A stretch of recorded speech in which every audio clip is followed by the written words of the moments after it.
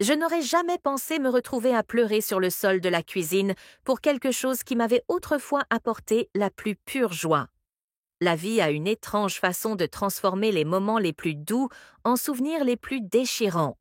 Et pour moi, tout a commencé le soir où j'ai réalisé que la personne qui me voyait vraiment me comprenait vraiment. N'était pas l'homme que j'avais épousé. C'était son frère. Je m'appelle Rachel Morgan.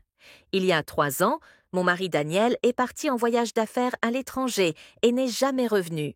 Il ne m'a pas appelé. Il n'a même pas fait de visioconférence. Un jour, j'ai reçu un email, un message froid et dénué d'émotion qui disait « Je ne reviendrai pas. J'ai besoin d'espace. N'essayez pas de me trouver. » C'était ça. 12 ans de mariage réduits à quelques lignes. Des lignes tapées sans aucune chaleur. Je suis restée assise là, les yeux rivés sur l'écran, attendant une suite, une explication. Mais elle n'est jamais venue. Au début, j'étais engourdie. Puis est venue la colère, puis le chagrin. J'ai tellement pleuré que j'ai cru être à court de larmes. Et malgré tout, la maison est devenue plus silencieuse. Les murs résonnaient de souvenirs plus douloureux que réconfortants. J'ai arrêté de cuisiner. J'ai arrêté de jouer du piano. Je quittais à peine la chambre. J'ai tout simplement arrêté de vivre. Une semaine après la disparition de Daniel, son jeune frère Jason s'est présenté à ma porte. Il n'a pas dit grand-chose, il m'a juste regardé avec ses yeux calmes et m'a demandé si j'avais besoin d'aide. J'étais trop épuisée pour refuser. Je l'ai laissé entrer. Il a fait du café. Il a réparé le robinet qui fuyait, dont Daniel avait promis de s'occuper il y a des mois. Il a même sorti les poubelles sans que je demande. Une époque où tout semblait s'écrouler. Jason était la seule chose qui maintenait le cap. Jason n'était rien comparé à Daniel. Là où Daniel était bruyant et charmant, Jason était calme et fiable. Là où Daniel s'épanouissait, Jason semblait plus à l'aise dans le silence. Au cours des semaines suivantes, Jason est passé tous les jours.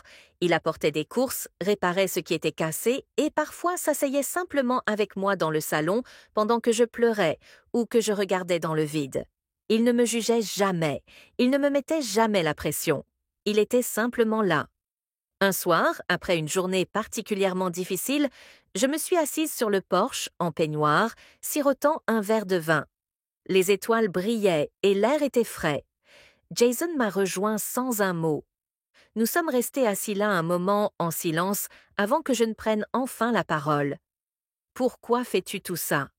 Jason, tu n'as pas à réparer ma vie. Il s'est tourné vers moi et m'a dit « Je ne suis pas là pour te réparer, je suis juste là parce que je tiens à toi. » Je l'ai regardé, vraiment regardé, et quelque chose a changé. Ce soir-là, pour la première fois depuis longtemps, je me suis sentie en sécurité. Les semaines se sont transformées en mois. J'ai commencé à me relever, j'ai recommencé à cuisiner. Je jouais du piano le soir. J'ai même commencé à rire de l'humour pince sans rire de Jason. Et chaque jour qui passait, je sentais la distance entre nous se réduire. La tension était subtile, mais elle était présente dans sa façon de me regarder, dans la façon dont sa main effleurait la mienne et s'attardait juste un peu trop longtemps. Un soir, après le dîner, je faisais la vaisselle quand Jason est arrivé derrière moi et a discrètement essuyé l'assiette. Je venais de rincer. Nous avons bougé en rythme comme si nous l'avions fait 1000 fois avant de lever les yeux vers lui et de dire « Ne pars pas encore, reste encore un peu ». Il marqua une pause puis acquiesça.